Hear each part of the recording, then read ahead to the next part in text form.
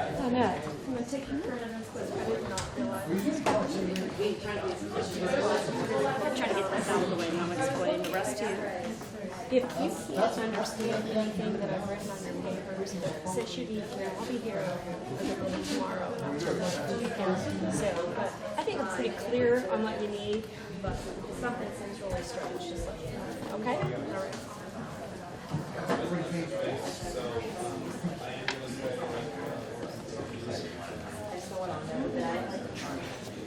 We get a minute after to go over the answers, or I'll send you a corrected copy if it's too crazy.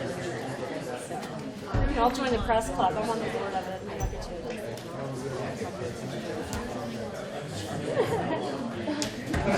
I was reading this stuff, but it's really fascinating.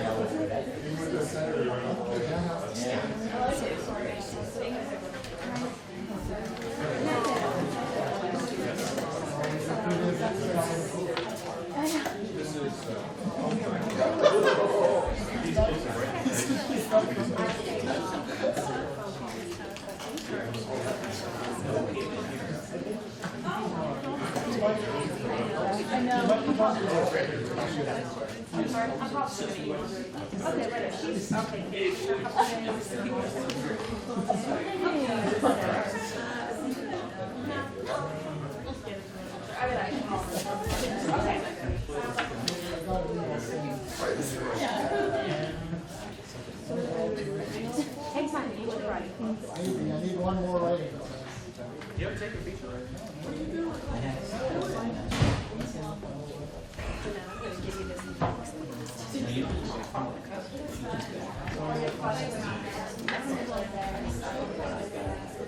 Yeah, what's the record in the World Series? Who's ahead? Who's behind? I had asked that question. You asking me? No, because you know it's How's it going for you? There were two teams playing, and what's the record? Win loss record. There have been 2 games so far. Only 2 teams. Well, you want your paper back? Oh, I'm sorry. That's all right. Yeah, well, it's don't worry about it. It's fine.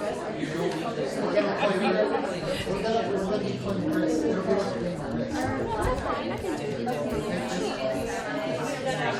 Okay, so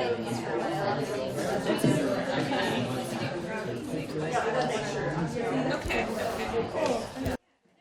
Trying to get these guys. I just know where's part about it. Yes.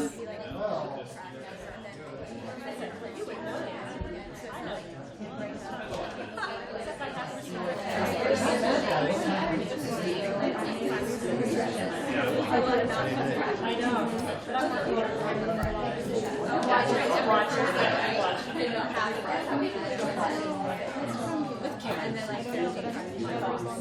She's my boss. She does. Sometimes she drives me in my car.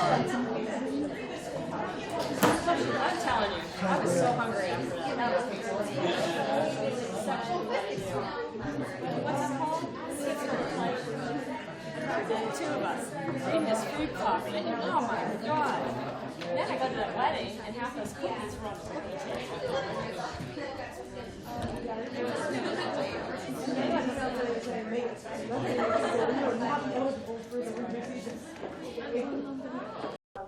Knowing how to use right-to-know laws as a journalist is a very powerful tool.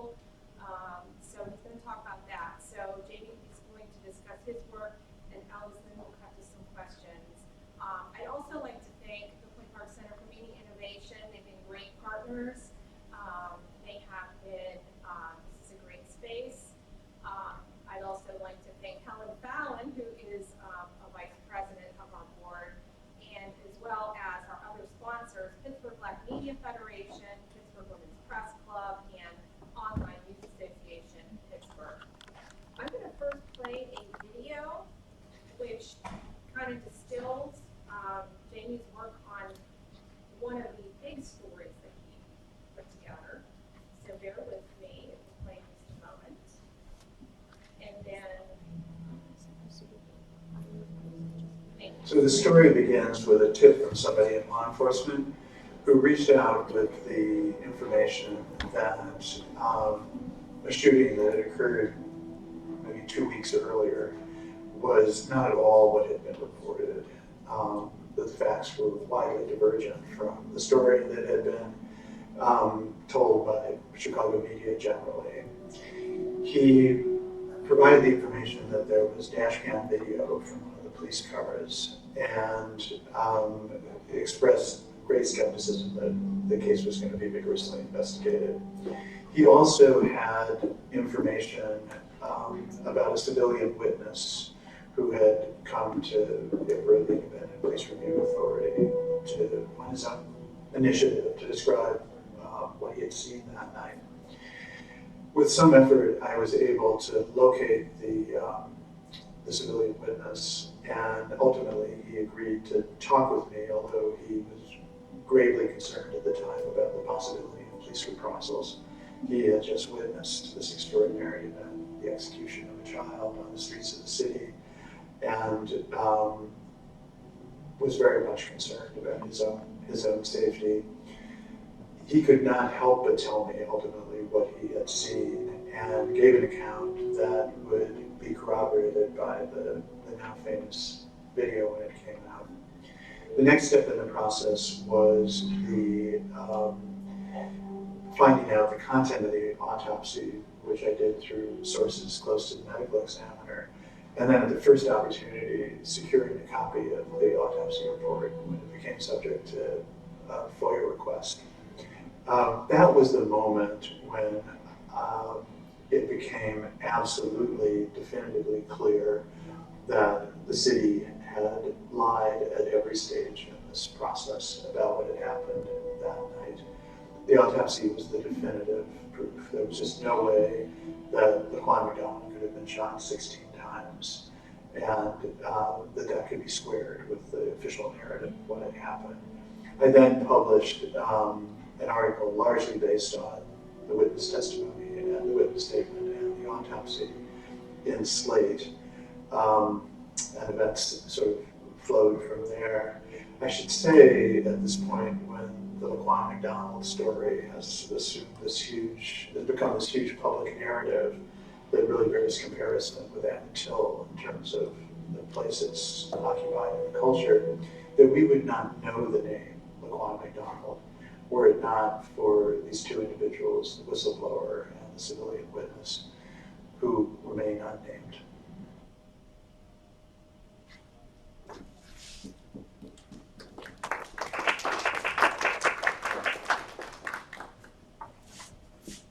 Thank you.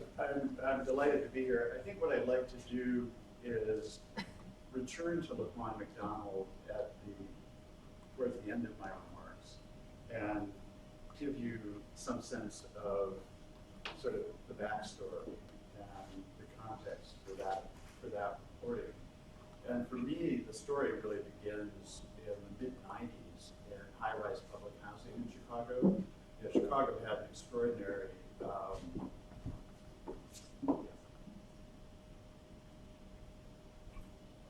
there was an extraordinary concentration of public housing in Chicago, and really like a city within the city, in the central city, like Soweto and Johannesburg.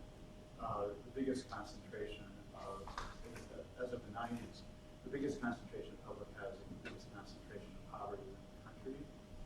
And both as an organizer and ultimately as a journalist, I became increasingly, my life as a citizen was very tied up with the fate of this now demolished high-rise development on the south side. And I also had a program that began called the Neighborhood Conservation Corps that worked with young men in the criminal economy and gangs and tried to create employment alternatives for them. By about 2000, I had been in that setting, immersed in it, kind of uniquely immersed in it for 5-6 years. And I began to write about and document the process that was referred to in Chicago as the plan for transformation, the teardowns of public housing that was supposed to be replaced by new redevelopment communities, a promise that really hasn't been kept. And we began a process of what I thought of as human rights documentation, reporting as human rights documentation. of that, began to write about patterns of policing that were so different. I mean, not that far away from these developments in an integrated neighborhood. I live a few blocks from the Obamas on the south side of Chicago, from their residence. And I was just used to very different patterns of policing that I was observing from day to day in this profoundly abandoned community. And so started documenting individual cases of abuse, and they ranged from, just sort of daily forms of incivility, using the N-word, verbally abusive of people, to I investigated a homicide and a rape by police, and things that warrant being called torture, and sort of everything in between. Witnessed lots and lots of corruption. These high-rise developments were kind of like zones where people, if you've seen The Wire, you have some sense of what it's like, where people came to buy drugs. Nobody came for any other purpose but to buy drugs. And there was a pattern of police kind of preying on the drug trade. So I documented over a period of years, wrote a great deal about these things. And then the question forms, and this really relates to the issue of public information, access to public information, and the role of journalists in really driving that process. The question formed for me and some civil rights lawyers who have come to work with me over the years, what set of institutional conditions would have to exist? What sort of arrangements would have to exist in the world for what I was observing and documenting from day to day to be the case? So it started on the ground. We now talk, and I'll show you a database that we created, but it's really important to remember that this process started on the ground with kind of immersive reporting, and to this day, it's a really critical thing in our little shop, the Invisible Institute. We remind ourselves all the time. We talk about data. We talk about these sort of abstract terms: transparency, police accountability. These are all useful terms. Impunity, really useful terms that we use in this context. But it's critically important to remember that unjust, unequal systems at bedrock are a matter of particular blows by particular hands against particular bodies. And so you can lose track of that and get lost in a kind of policy zone. So our work starts with the particular harms to particular people.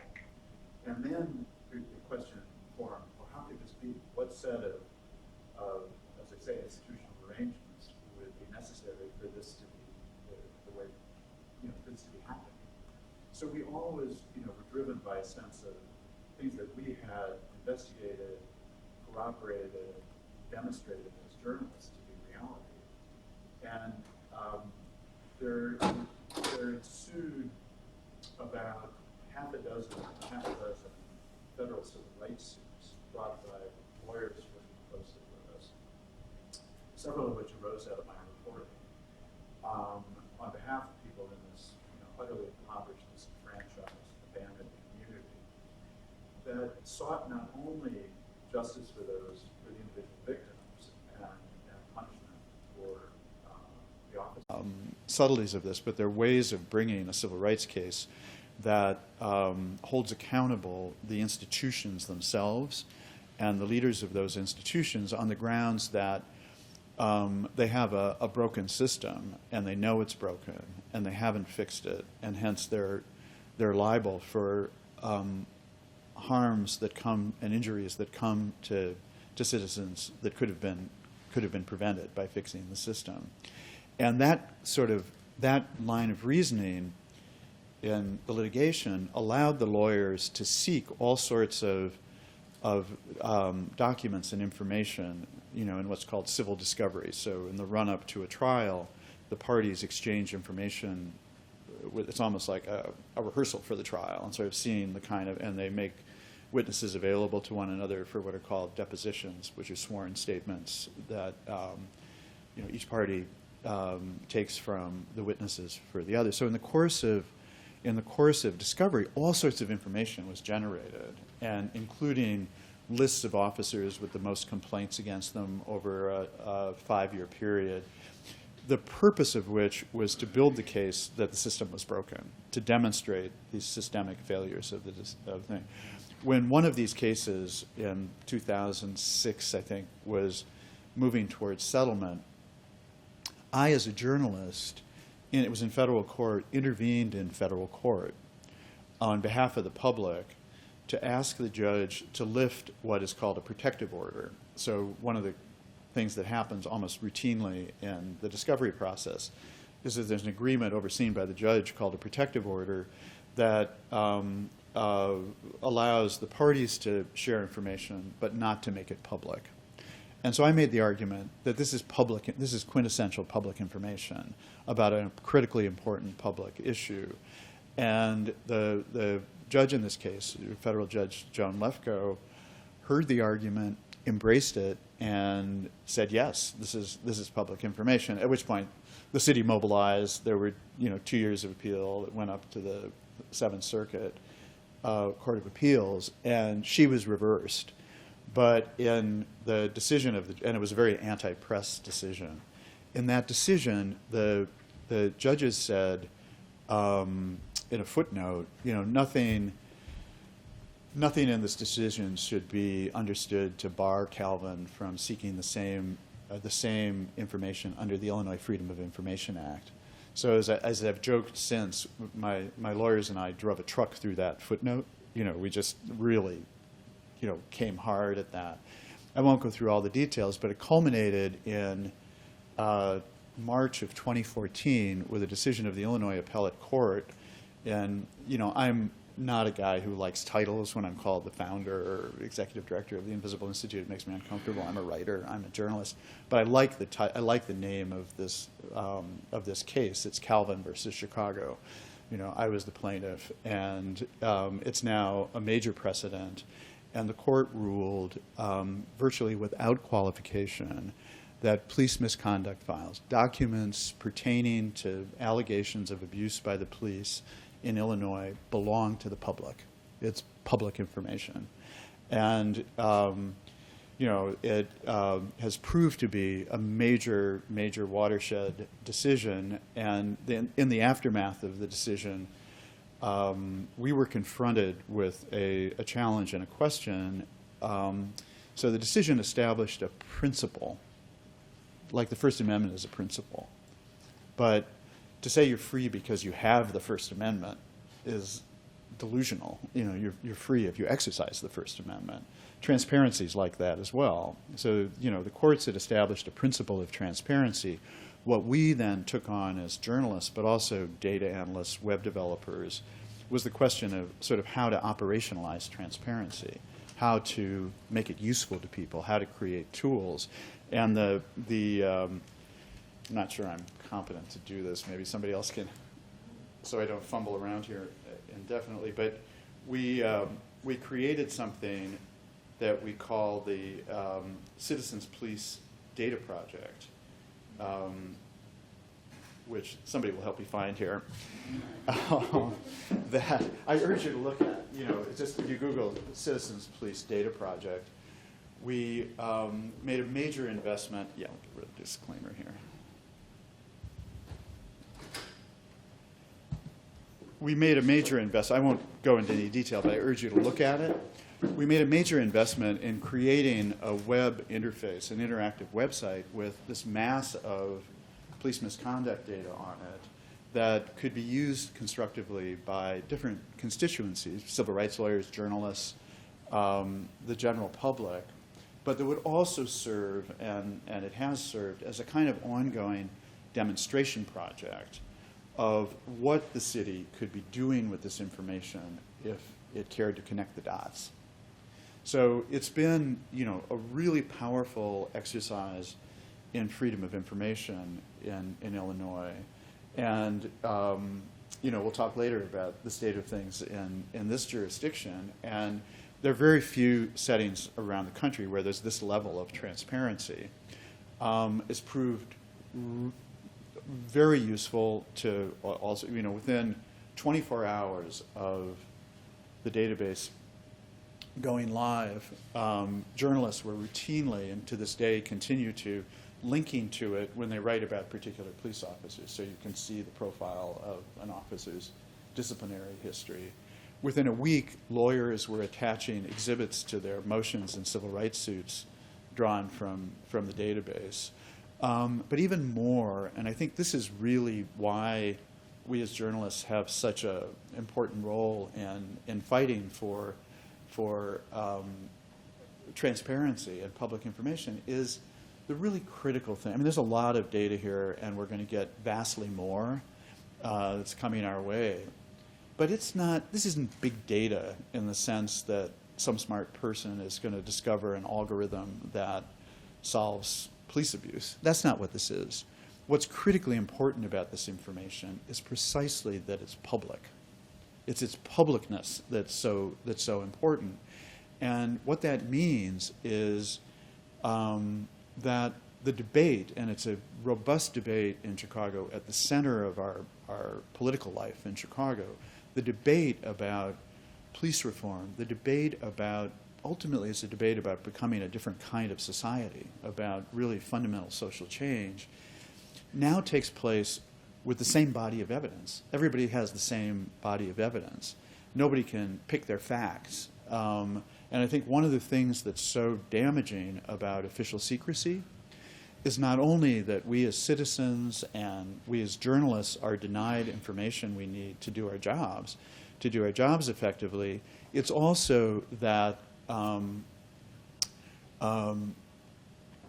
official secrecy is a sort of rhetorical tool. It's a tool used in arguing for different positions. I mean, think about somebody like Dick Cheney. You know, if you knew what I know, you would know we're doing what's best for you. But I'm not going to tell you what I know because of secrecy. So we've really broken through that in Chicago. And there is now a kind of irreversible momentum with respect to transparency, which brings me back to the Laquan McDonald case. So with, you know, we rolled this out. We rolled out the database in October of last year, about this time last year. And within a matter of weeks after that, the officer who shot Laquan McDonald was named. Jason Van Dyke. The name became public. And people immediately went to the database. All, you know, the New York Times, everybody went to this database, and as you're welcome to do, you know, on your laptops, and saw that in a relatively short period, Jason Van Dyke had a history of, I think, some 20-odd complaints in a matter of several years, 10 or more of them for excessive force, coupled with racial verbal abuse. None of the complaints had been sustained. There'd been no intervention at all. So as the Laquan McDonald case, you have the backstory in terms of my reporting, but it was really in the run-up to the release of the video that it became this huge, you know, national story. Having this kind of information created a context for the institutional failures that allowed that event to occur.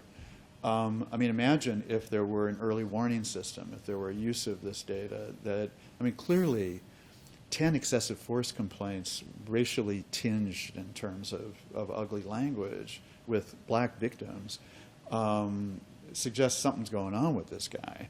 And, you know, maybe not, maybe it's just a statistical anomaly, but surely an occasion for intervention. And we might not know the name Laquan McDonald had such an intervention occurred, had somebody kind of investigated what's going on with Jason Van Dyke.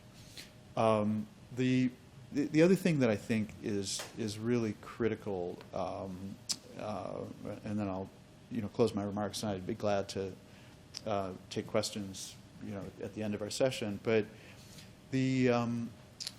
a lot of my work, and this goes back to the years in public housing, and I think is an important way of thinking about what we do as journalists.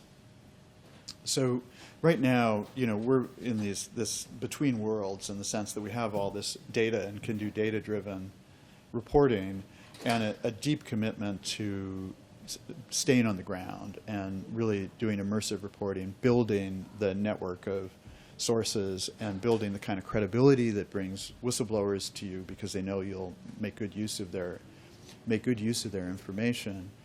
A central theme of my work that has emerged through all these different sort of chapters is that, well, let me put it this way. There's a piece out now that I urge you to look at in The Intercept called The Code of Silence. Maybe you've heard about it.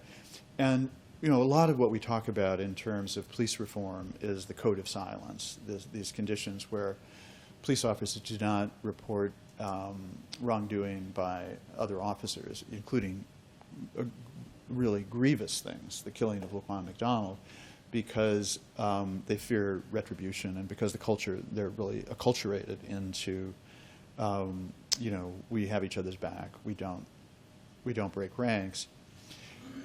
It is a phenomenon of silence for sure, that coerced silence of officers who fear retribution, and also the silence of whole communities and whole subsets of the population who know that they won't be believed if they seek redress or if they complain. But I think, and this is the thought I want to leave you with, the Laquan McDonald story is such a powerful illustration of it, as is the Intercept piece, is what is not captured by that term, the code of silence, is it's really more about narrative control than it is about silence. It's about controlling the narrative. And so if you look at something like the Laquan McDonald story, you have some of the details from that brief. Within hours of Laquan McDonald being shot, the police department of the city of Chicago and the city itself at the highest level knew everything we now know about what happened that night. They had multiple police and civilian witnesses. They had the dash cam video, which, police videos are usually ambiguous, subject to interpretation. This is like it's on graph paper. You can see the boy moving away from the police because the lines in the highway, there's just nothing ambiguous. They had that, they knew they had it. He was declared dead at 10:45 on the night of October 20th, 2014. At 8:30 the next morning, the autopsy was done. Autopsies take a while to be finalized, but it doesn't take very long to count up to 16 and know that there were 16 independent gunshot wounds. The city had all of that information when they put out a press release in the middle of the night on, or early on the morning of the 21st that said, young man with a knife lunges at police officer in self-defense, shoots young man, he dies shoots him in the chest, he dies sometime later in a nearby hospital. That narrative then became, that narrative then required all sorts of crimes in order to sustain that official narrative. It required the destruction of evidence, the intimidation of witnesses, the falsification of reports, ultimately the $5 million settlement with the family of Laquan McDonald in the hopes of keeping the video from being released. Because the city just kept doubling down on that narrative and trying to hold off people like me and others calling for a release of the video and for a full accounting of the case, in the end, it caused an absolute implosion, a kind of political earthquake in Chicago, a cratering of political power, in the course of which I think it's fair to say the city has completely lost control of the official narrative. I think one way of thinking about what we do as journalists is, our job is to assess those public narratives, not trust them, not do what the press did in Chicago, what all of us have done for generations, which is essentially publish the police blotter, publish the press releases from the police department, because we lack the sources, we lack the energy, we lack the resources to, and maybe our values and principles don't take us there, to do this kind of reporting.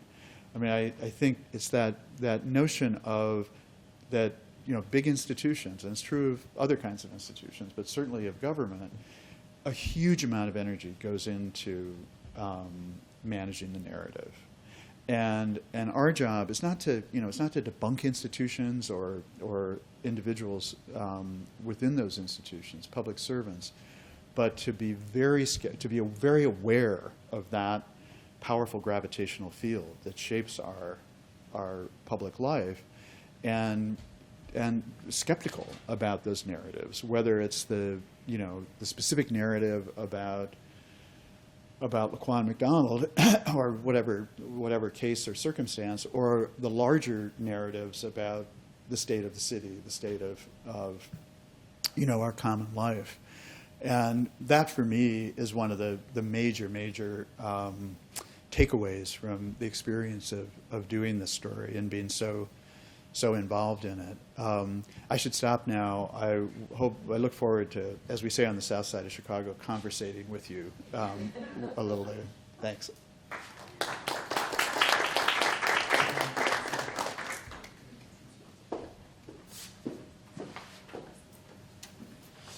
So I'll try to respond to that and try not to keep it as dry as possible. I'm going to try to do the correlation between what he was able to access in Illinois and what we were able to access here in Pennsylvania. But I think one of the things that Jamie brought up that I really want to discuss first is that there's really two tracks of access to public records. You can access them through various statutes and laws, but as Jamie discussed, one of the most important parts of the press is intervention into court proceedings, and the ability to access documents that are filed with the court, documents sometimes that are produced in discovery, and have the ability to shed light on things which are often for settlement purposes or determined that both sides indicate that they want to keep them under seal. And I think one of the things that I've noticed is that it's not just as it relates to accountability with the government, but accountability with corporations and other entities as well.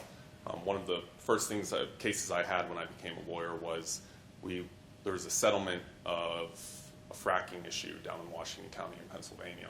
And the settlement was placed on the record, but then immediately sealed by the judge. And at that time, what happened was we got wind that there had been some specific language in the settlement agreement that, in essence, gagged the children that were involved, who were 5 and 8 years old, from ever being able to talk about the issue.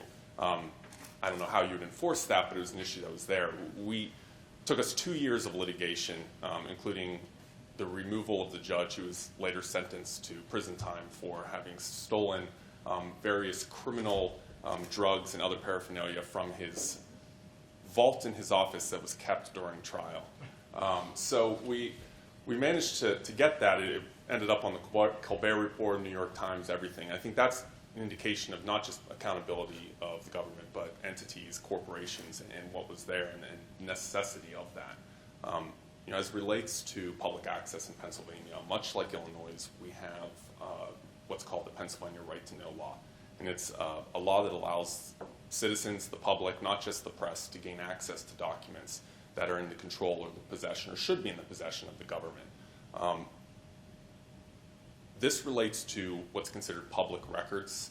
First off, you have to kind of define records. Records are really anything that contains information which the government is in possession of or should be in possession of. It can be a letter, it can be an email, it can be a text message between government phones, it can be a videotape and audio tape. Any of these things are considered records in Pennsylvania.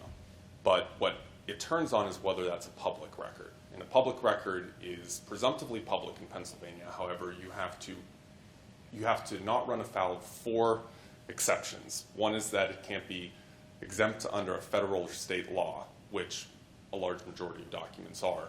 2 is that if it's protected by some sort of privilege, attorney-client, HIPAA violations in terms of doctor-client privileges. 3, if it's been sealed by a judge, but in that case, that's where we generally then go in with an intervention at the court proceeding level. And then 4 are a list of 30 enumerated exceptions to the Right to Know law. And these are in Section 708 of the law. It's about a 72-page law. I've been working with it for 5 years now as an attorney and 3 years as a law clerk, and I still don't know it by heart and it also keeps on getting changed. But it's incredibly broad in terms of these exceptions. And so before I get into kind of a discussion of how those exceptions would apply to the information that Jamie was able to get, I think the first step is, well, what is an agency? Who can you file a right to know request. And you guys could go and do this today. You could send an email to any agency in the Commonwealth or any local municipality, any public school district, and you can ask for certain information. It's something that every citizen has the right to enjoy, be it from Pennsylvania or not. And so there are 4 types of agencies. There's the Commonwealth Agency. The Commonwealth Agency would be the Governor's Office, the State Department of Education, the State Department of Environmental Protection. Then there's local agencies. Local agencies would be the City of Pittsburgh municipalities, school districts, charter boards, redevelopment associations. They all have to comply with the right to know law. And then there are legislative agencies and judicial agencies. But I won't get into those because I've yet to see a case where they presumptively found that documents should be released based on those 2 agencies. And that's likely because you're often going to court where you have a judicial agency who doesn't want to release them. So what occurs then is once you file a request, the government has the burden of proving that they meet one of these 30 exceptions to it. And a lot of these exceptions are perfectly acceptable, I think, in terms of preventing citizen access. One is personal identification information, social security numbers of citizens of the state of the Commonwealth. This shouldn't be something that's produced to a third party who requests them. Along with that is, for example, there's a personal security exemption, which I have some issues with, but one of them is that you can't produce the home addresses of any domestic violence victims because, believe it or not, there have been multiple instances where abusers have filed right to know law requests seeking to get the addresses of their victims. And so there are certain exceptions which are applied frequently and are incredibly useful, but there are primarily 4 exceptions which really cover almost anything under the sun in Pennsylvania, and that kind of prevents access, and particularly as it relates to what Jamie received. The first one is called a pre-decisional deliberation exception. That's really where if internally in an agency there's communications between 2 employees that relates to a decision that's going to be made, well then anything related to that pre-decision is exempt from production. And I think you can see that pretty much everything is in advance of a decision that's going to be made. And the issue is that we've litigated frequently that there hasn't been a direct finding yet that even after that decision is made, that the documents that led up to that decision should be something that's produced to the public. And that's number 1. Number 2 is there's a non-criminal investigation exception, which states that any non-criminal investigation by an agency that's acting within its official duties, all of those records are exempt from production to the public. So for example, police misconduct board regarding not probably criminal charges for a police officer, but as it relates to possibly some discipline or some demotion regarding him would be something that's considered a non-criminal investigation, and those records would be exempt from disclosure. If you're seeing a pattern here of not providing access, I'll continue to go on, but the next one is, well, at some point criminal charges may be filed, or possibly there may be a discharge, say of an officer or an agency employee. Frequently you would request the disciplinary record or possibly the letter of termination of the agency employee. Under the agency record, the records of an employee exception, you're only entitled to affirmative proof of whether they were discharged, demoted, or disciplined. So I talk about, I have currently the unfortunate aspect of being the black letter law on this in Pennsylvania, where we had a Wilkinsburg employee that a reporter learned was going into borough-owned homes that were dilapidated and stealing, in essence, copper piping, anything that was of value in the property, and then selling it for his own profit. And this was reported in the Post-Gazette. He eventually was terminated. We filed for a right to know request for the termination letter, any disciplinary records, and what we got back was a 1-page letter, 3 paragraphs, entirely redacted with just a line, "You're terminated."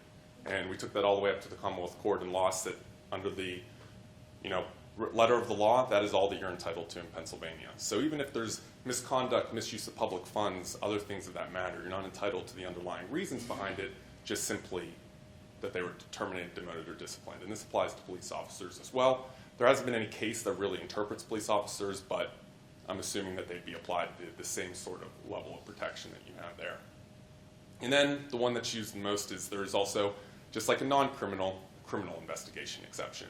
So anything related to the criminal investigation is exempt from disclosure under the Pennsylvania right to know law.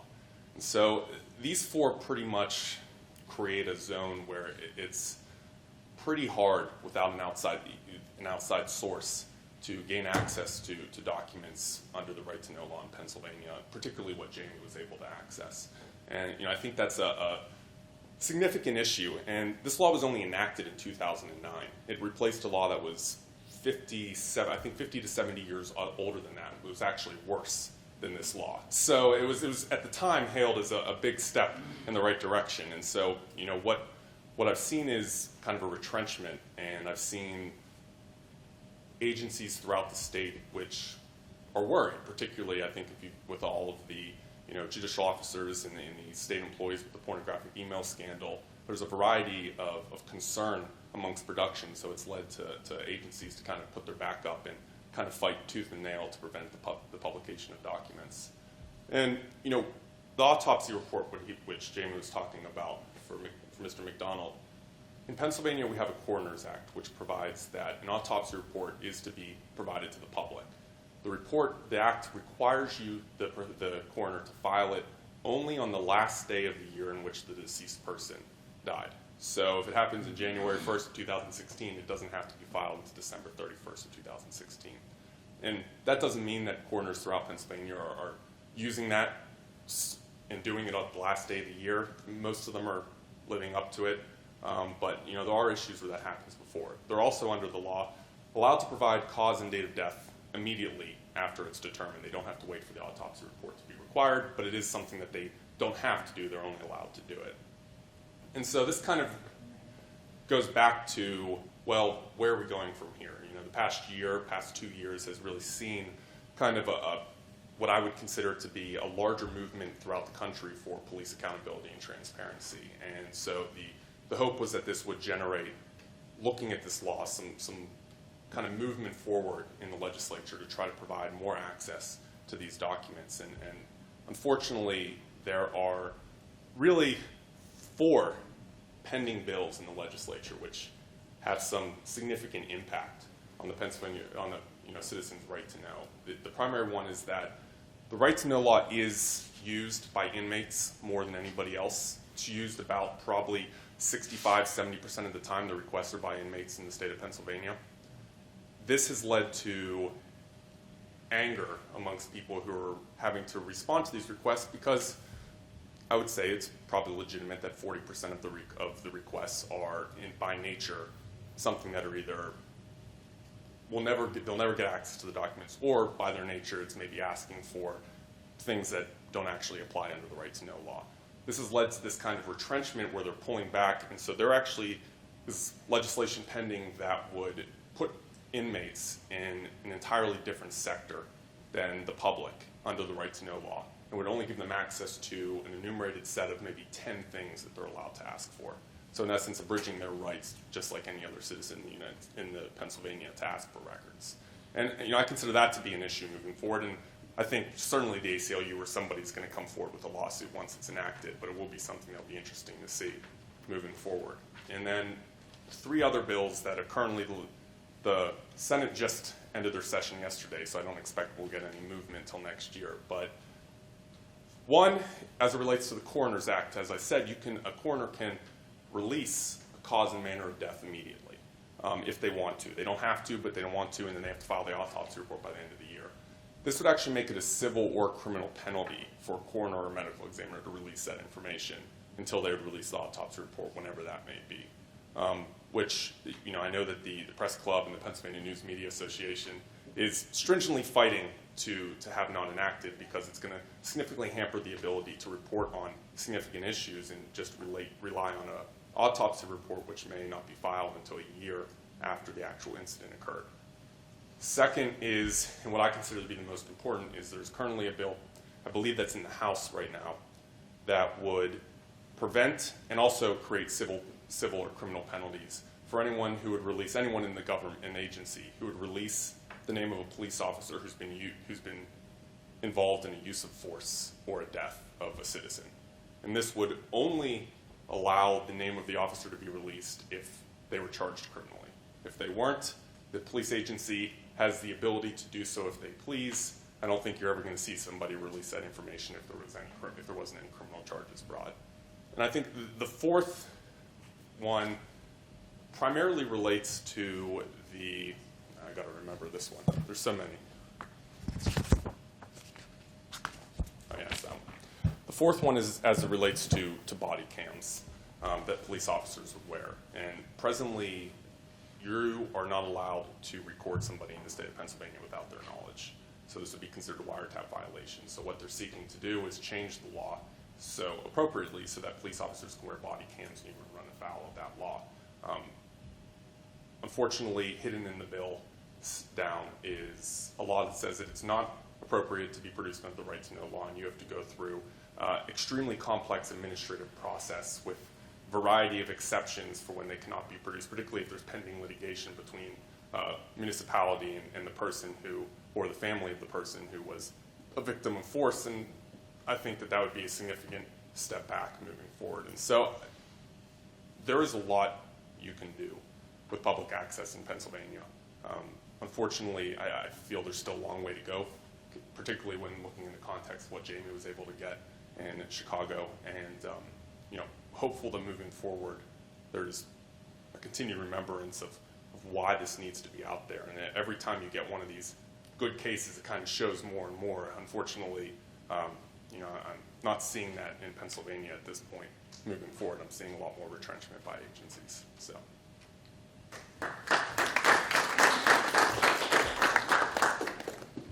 We're going to open up the floor to questions from the students here. It was a great discussion on public records and in Pennsylvania, of course, the right to know law.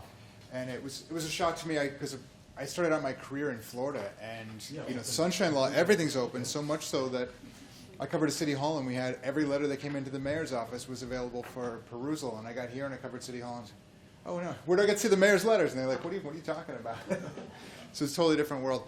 But I'm going to open it up to the floor. Whatever questions you have, Professor Grandy. I got two. One to basically the legal thing you were talking about in terms of body cameras.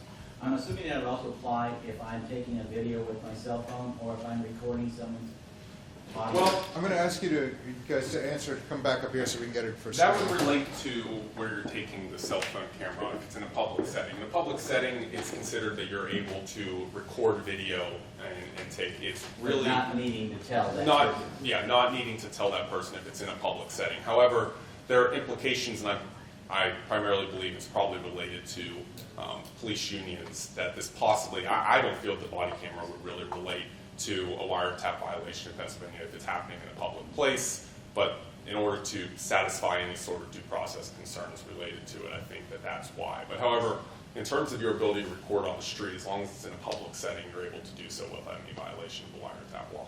And my second part was, is there anything that, like a comparison, like where Pennsylvania ranks with other states in terms of right to know laws? Is there anything like that? Well, I think having only practiced in Pennsylvania, can only base it off of the reporters that I've talked to who have worked in other states. And I think the best one was a couple weeks ago. I think they just said this is the worst I've ever seen in terms of that. And I don't think it is. I think there's probably worse. But the fact that it was enacted in 2009, and it's not a 75-year-old law as some of these are, which I had read at some point back before when it got enacted, prior to this, that we ranked like 48th out of 50 states. And the only two behind us were Alabama and Louisiana. Beforehand in Pennsylvania, before the law was enacted, to show about how much worse it was, you had to prove that the record existed, and you had to prove, in essence, that it was public. Now the government has to prove that it's presumptively public. The agency has to prove why it shouldn't be produced. And so that was the good first step. However, by the time it got through the legislature, there was 30 exceptions that were applied in there. So one thing you may want to look at is I don't know The call numbers, but the public radio affiliate in New York, maybe NYCC, I'm not sure, did within the last year, did a national survey of levels of transparency. And I don't know the outcome for Pennsylvania, but that should be easy to find online. Yep. Maybe introduce yourself and then. I'm Megan. I'm a freshman. Yeah. So for the body cameras, you were saying that it's like illegal to that in Pennsylvania. I know Point Park Security just got body cameras, so if they would record something, here, they wouldn't be allowed to use it in the court of law then? As I said, the wiretap, there hasn't been any legal precedent that it's considered a wiretap violation. I think this is simply an instance to ensure that it's excluded from wiretap law, so therefore there's less lawsuits related to it. I personally think that you would, if it's so long as it occurred in a public setting, that a body camera video would be perfectly acceptable. Now, if it came into your home, that's different, but then that also relates to their ability to be in your home, and then you get into a lot more semantics related to that. So, but I think I would say it's probably legal. This is mainly done to prevent any lawsuits moving forward with it. Just so you know, when that was announced to kids, I think I told you this, they have to ask permission to go into the dorm room or an office. The rest of the public areas are fine, but otherwise they can't turn them on. That's what we were told. So, I think it's listening to this really instructive conversation about the state of transparency and public access in Pennsylvania. I think it's really important for you guys as journalists at this point in your career to, just appreciate that this is power being taken away from you, both as citizens and as journalists. I mean, this is, it's really an issue of your ability to do your job, of both as journalists and reporting to other citizens, and the national trend, driven in no small part by, the high-profile shootings in different police shootings in different jurisdictions, is very much in a different direction. So, I mean, I hope it isn't the case that Pittsburgh and Pennsylvania have to have a Laquan McDonald episode in order to change the framework and conversation about these issues. But I think one thing that I think both of us sort of feel about a conversation like this is it really is part of your vocations as journalists to be acting on behalf of the public with respect to these issues. And I wouldn't be wholly discouraged by the state of the law. And I mean, I spent 10 years litigating in Illinois over this, and it felt like we were just beating our heads against a wall of official secrecy, and then suddenly the wall falls, and you go, "Oh my God, that happened so fast." So I wouldn't want the burden of this conversation to be demoralizing or discouraging to you.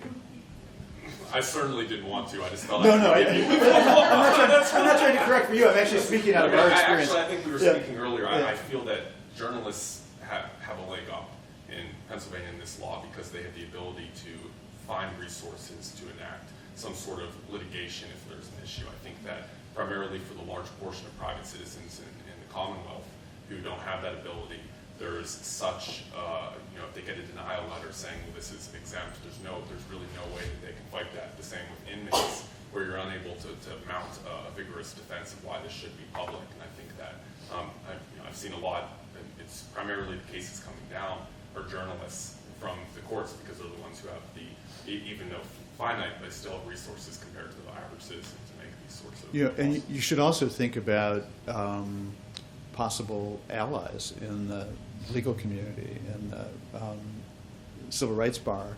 I mean, one of the things that's worked for me is I've had a 15-year collaboration with the legal clinic at the University of Chicago Law School. And it's like having a small or a medium-sized law firm working with you continuously.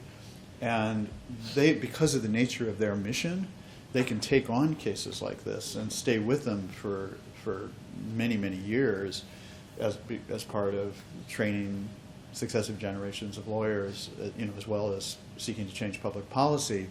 But, think about ways in which lawyers can be real allies and even collaborators with you as journalists. I find, looking back, that I've spent my career among lawyers.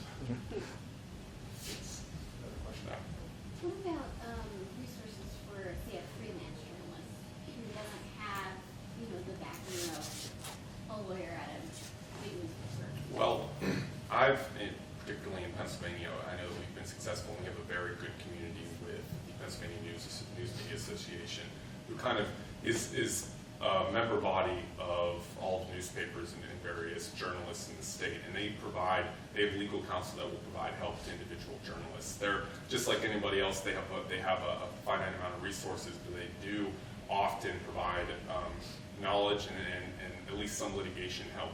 They won't actively participate in litigation, but they will at least help you in understanding the law more. One of the things that I would like to say is that the agency that handles right to know law appeals in Pennsylvania is the Office of Open Records, and they have by far one of the best government websites I've ever seen in terms of citizens' rights, the appeals process. They'll in fact, which is something that I see daily, but they'll send you a daily email of all determinations they've made. Yesterday, the day before, they even send it to you on Saturdays, which is impressive. And they also have a Twitter feed, that basically sends a link to every case they set forth as it relates to a right to know law request. So they are very good, I think, in terms of providing you with the information you need and some help in that first step in moving towards a right to know law request or an appeal. Well, I would also add, I am that freelance journalist, right? And the big case in Chicago is Kalven versus Illinois, not Chicago Tribune versus Illinois. And so I think you should just be alert to the possibilities of whatever, I mean, if it's a compelling public occasion that you're working on, of lawyers who would work with you pro bono or on some reasonable basis. And in fact, we've found that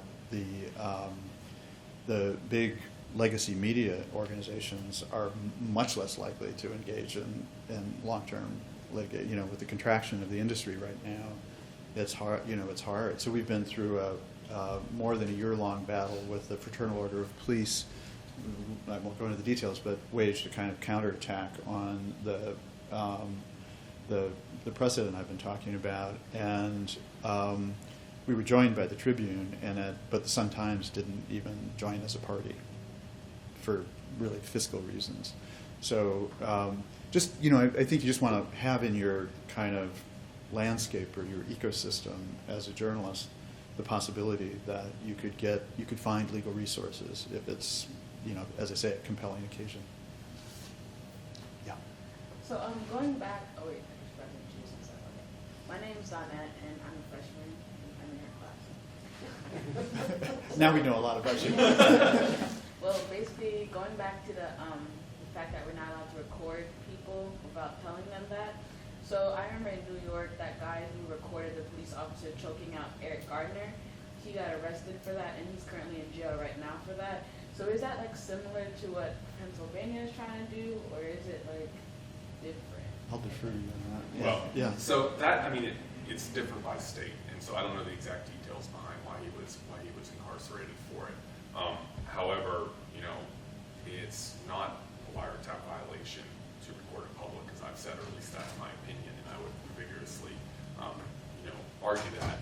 I think that in those instances, the way that they go around that is often with charges of crimes of obstructing police or disrupting public order, and so it really doesn't relate to a wiretap violation. It relates to some sort of criminal charge to kind of combat the fact that they were recording them in the first place. So wait, can I say a follow-up question? Yeah. So that means that what Pennsylvania is trying to do is that we're not allowed to record at all. Like that's going to be a separate law, or are they trying to say that you can't do that because of? No. So Pennsylvania has a wiretap violation. It really related to telephones, people calling people up and recording them without their knowledge. However, with the advent of cameras, it's kind of transitioned to this new media, and so it's presently only considered a crime to record somebody without their knowledge. However, not in a public place. In a public place, you can do so long as you're recording them and it's not anything that's illegal in the conduct. So Pennsylvania's not trying to get away with it. In fact, the body cam language is actually hoping to prevent any litigation related to officers wearing body cams. However, as I said, as it relates to at least public access to those recordings, at some later point, there's portions of the law which they're trying to kind of prevent the public from being able to access them. So the recordings can happen, but who can watch the recordings? That's kind of the issue of moving forward for us. Yeah.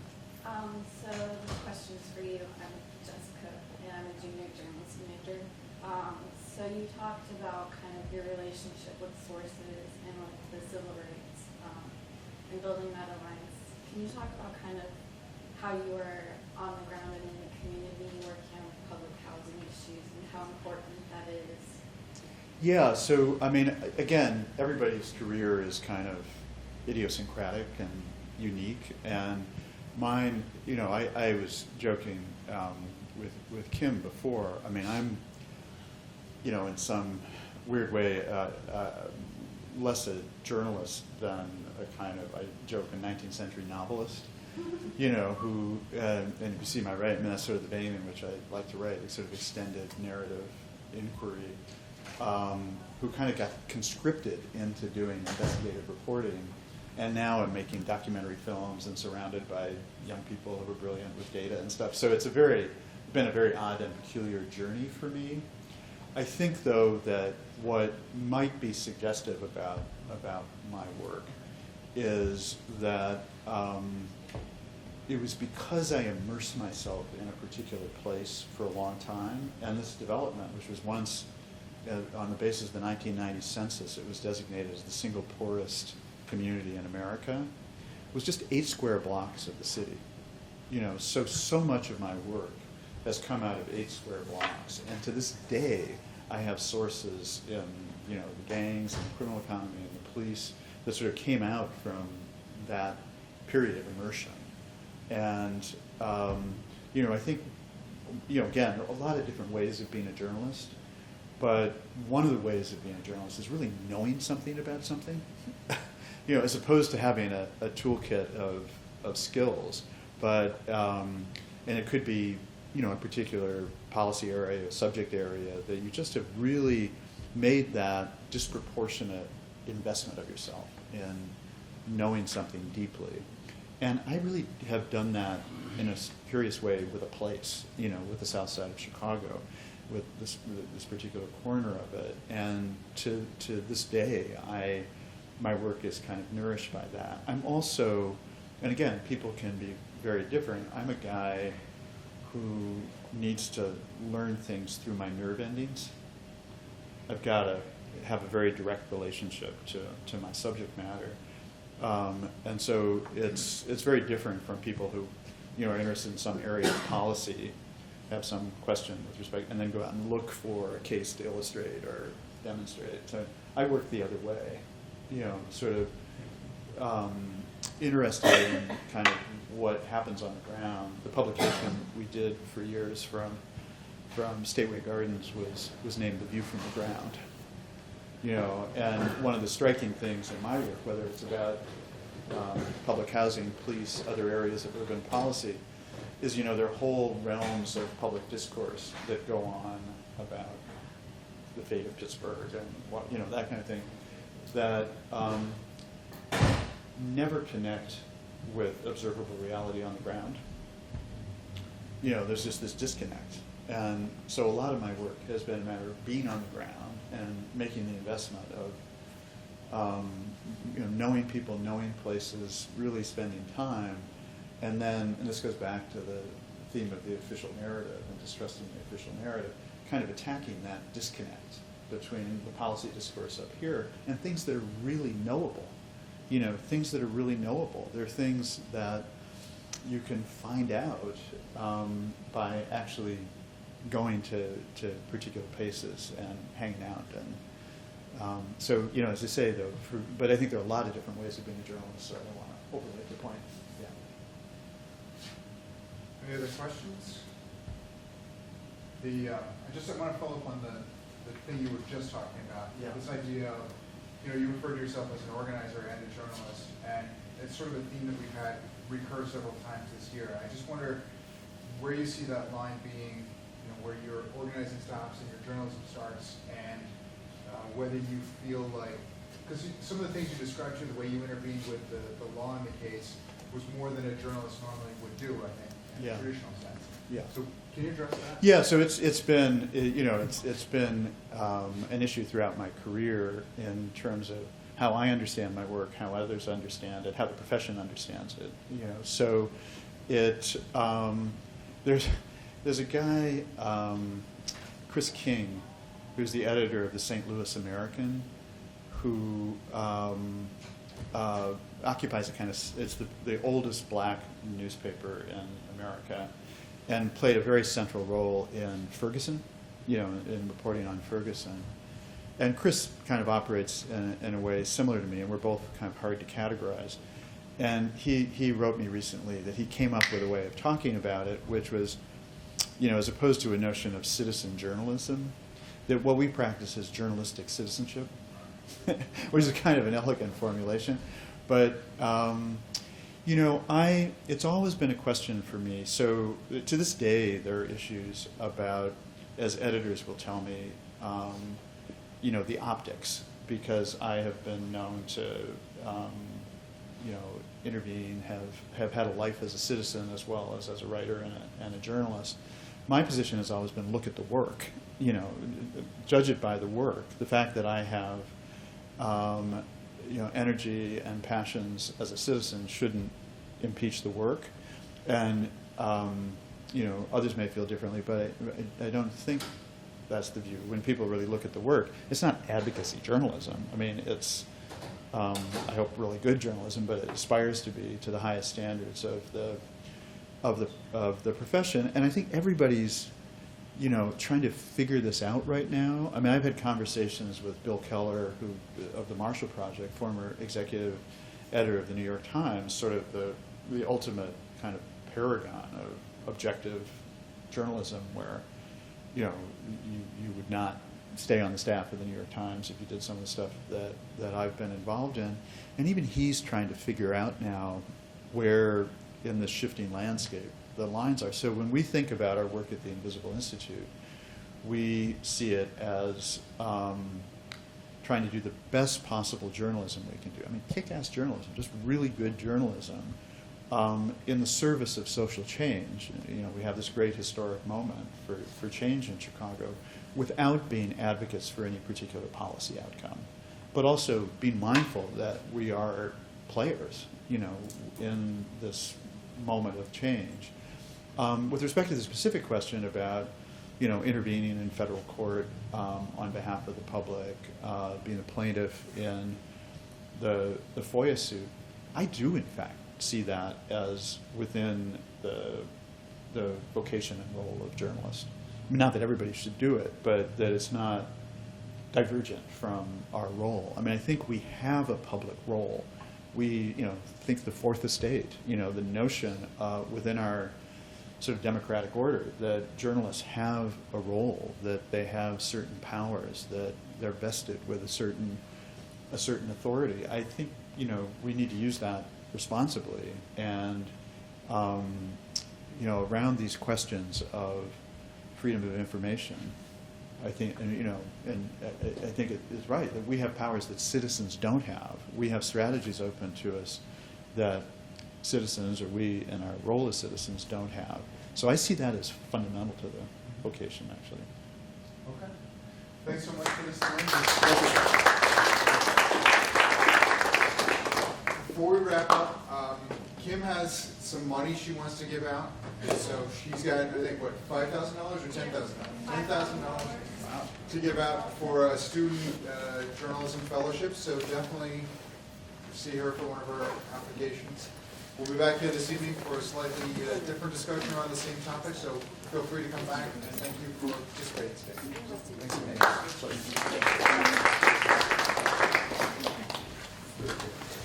Thanks